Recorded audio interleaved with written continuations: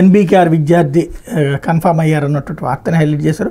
మరి గిరిజన టీచర్లకు కాంట్రాక్ట్ పద్ధతికి మార్చాలి అంటూ సీఎం చంద్రబాబుకి సిపిఎం రాష్ట్ర కార్యదర్శి శ్రీనివాసరావు లేఖను కూడా హైలైట్ చేశారు. లేకపోతే